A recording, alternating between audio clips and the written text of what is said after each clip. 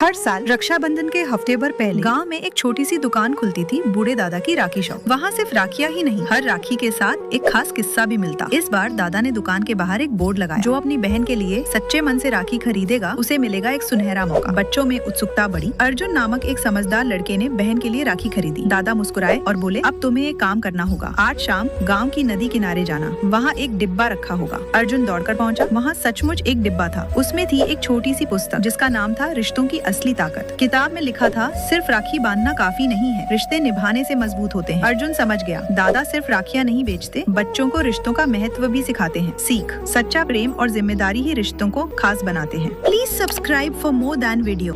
एक बार की बात है, छोटा सा बच्चा चिंटू अपने मम्मी पापा के साथ मेले में गया। वहाँ बहुत सारे रंग बिरंगे झूले, मिठाइयाँ और खिलौने थे। चिंटू की नजर एक बूढ़े गुब्बारे वाले पर पड़ी, जो अकेले बैठा था। उसके पास बहुत से सुंदर सुंदर गुब्बारे थे, लेकिन कोई उन्हें खरीद नहीं रहा था। चिंटू वहाँ गया और मुस्कुरा कर बोला, दादाजी ये सबसे सुंदर नीला गुब्बारा मुझे चाहिए। गुब्बारे वाले ने खुशी से गुब्बारा दे दिया, लेकिन पैसे नहीं लिए। चिंटू बोला, पैसे तो लेने होंगे। दादाजी ने मुस्कुराते हुए कहा, तुम्हारी मुस्कान ही मेरी सबसे बड़ी कमाई है। चिंटू ने पापा से पैसे लेकर दादाजी को दिए और फिर उनके पास बैठ गया। उसने दादाजी से पूछा, आप अकेले क्यों बैठे हैं? दादाजी बोले, अब लोग खिलौने की दुकानों से सब कुछ ले लेते हैं, कोई अब पुराने गुब्बारे वालों को नहीं पूछता। चिंटू ने तभी सोचा, हर किसी को प्यार और सम्मान मिलना चाहिए। उसने सारे बच्चों को बुलाया और कहा, आओ दादाजी से गुब्बारे ले। अब दादाजी के चेहरे पर बड़ी सी मुस्कान थी। अब चिंटू बन गया गुब्बारे वाले दादाजी का प्यारा दोस्त। Please subscribe for more than video. छोटी नीला रोज स्कूल से आकर मिट्टी से गुड़िया बनाती, वो उसे सजाती, खाना खिलाती और कहती, तू ही मेरी सबसे अच्छी दोस्त है। नीला के पड़ोस में कोई बच्चा नहीं था, तो अपनी गुड़िया से ही बातें करती। एक दिन बारिश आई और गुड़िया बह गई। नीला बहुत रोई। फिर उसने नई मिट्टी ली और कहा, मैं फिर से तुझे बनाऊंगी। फिर नीला गुड़िया बनाने लगी, क्योंकि सच्चा प्यार कभी टूटता नहीं। नीला का गुड़िया फिर से तैयार हो जाता है और वो फिर से खुश हो जाता और खेलने लगता है। सीख उसकी मासूमियत में दोस्ती भी थी और प्यार भी, एक ऐसा जो बस बच्चों के दिल में सच्चा होता है। Please subscribe for more 10 video.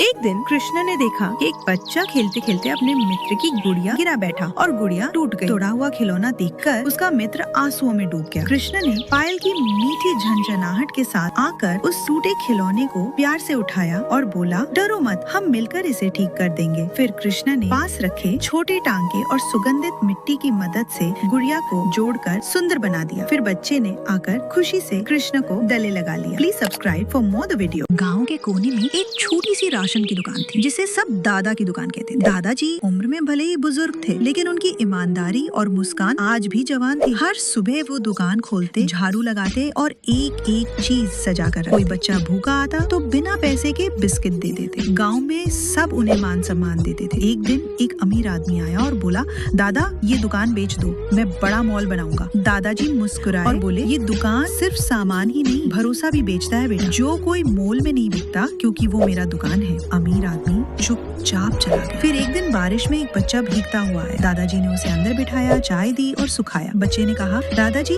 जब मैं बड़ा हो जाऊंगा तब आपकी दुकान जैसी ही दुकान खोलूंगा और उसका नाम होगा भरोसे की दुकान। दादाजी की आंखें भीग गईं। वो जानते थे उनकी छोटी दुकान में बड़ी सीखती है, ईमानदारी, स्नेह और सेवा की, जो कभी नहीं बिकता। Please subscribe for more than video. Lanka में रावण ने जब माता सीता का हरण किया, तब उसका छोटा भाई विभीषण बहुत व्यथित हुआ। उसने बार बार रावण को समझाया, भैया पराई स्त्री का अपहरण अधर्म है, श्री राम धर्म के रक्षक हैं, उनसे शत्रुता विनाश आएगी। रावण ने क्रोधित होकर कहा, अगर तू राम का पक्षधर है तो आज से तू मेरा भाई नहीं। विभीषण को दुख तो हुआ, लेकिन स्वाभिमान के साथ कहा, अगर भाईचारे की नींव अधर्म हो तो मैं वो रिश्ता नहीं निभा सकता। वो श्री राम के पास गया और कहा, मैं रावण का भाई हूँ, लेकिन अधर्म का साथ नहीं दे सकता। अगर आप स्वीकार करें तो मैं धर्म की सेवा करना चाहता हूँ। श्री राम ने कहा, जहाँ धर्म है वहाँ राम है, हम तुम्हें अपना मानते हैं। विभीषण ने अपनी बुद्धि और भक्ति से लंका में श्री राम की विजय में योगदान दिया। सीख, सच्चा भाईचारा धर्म के साथ होता है, न कि रिश्तों के नाम पर अधर्म।